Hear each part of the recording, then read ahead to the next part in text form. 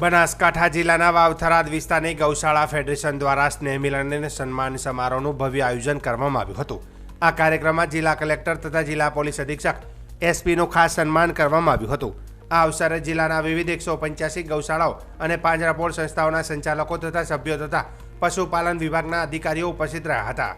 કાર્યક્રમ દરમિયાન ગૌસેવા પશુપાલન ક્ષેત્રના પ્રશ્નો તેમજ સરકારના સહયોગ વિશે વિસ્તૃત ચર્ચા યોજાઈ હતી। કાર્યક્રમ દરમિયાન ગૌ સાંસદ રામભાઈ રાજપૂતે જણાવ્યું હતું કે જિલ્લામાં પ્લાસ્ટિકની થેલીઓ પર પ્રતિબંધ લાદવામાં આવશે અને તે માટે વાવથરાદ વિસ્તારની ગૌશાળાઓ તથા પાંજરાપોળ સંસ્થાઓનો સહયોગ મહત્વનો રહેશે। જ્યાં પણ જરૂર હશે ત્યાં ગૌશાળા ફેડરેશન દ્વારા વ્યવસ્થા અને સહભાગિતાનું યોગદાન આપશે। કલેક્ટરે પણ ગૌસેવા માટે કાર્યરત તમામ સંસ્થાઓને અભિનંદન આપતા જણાવ્યું હતું કે જિલ્લા પ્રશાસન હંમેશા આવા સમાજ ઉપયોગી કાર્યમાં સહયોગ આપવા પ્રતિબદ્ધ છે। જે નવનીત જિલ્લો બન્યો એને લઈને વાવથરા જિલ્લાની અંદર સમગ્ર ગૌશાળાઓ જે પાંજરાપોળ ને ગૌશાળાઓ લગભગ 185 આ જિલ્લાની અંદર આવેલી છે।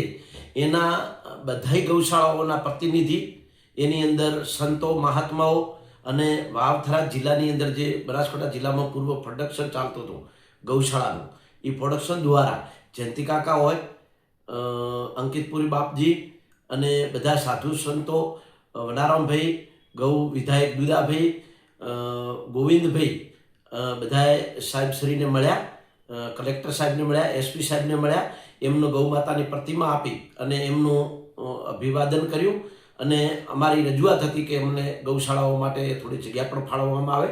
ગૌ માતા જે રીતે અત્યારે પરેશાન હેરાન છે એ રીતે એમને સહાય કરવામાં પણ જલ્દીથી જલ્દી આવે એટલે એમણે અમને વિશ્વાસ દીવડાવ્યો છે। કલેક્ટર સાહેબનો ખૂબ અમને એમનો ગૌ ભગત તરીકે એક સારા વિચારો પણ એમના અમને જાણવા મળ્યા અને એમણે કીધું કે થરાદ જિલ્લાની અંદર કોઈ પણ મેણિયાની થેલી ઉપર અમે પ્રતિબંધ લગાડશું અને એની અંદર તમે પણ મદદ કરજો અને જો જે વ્યવસ્થાની જરૂર પડશે એ વ્યવસ્થાની અંદર પણ અમે તમારા સહભાગી થશું।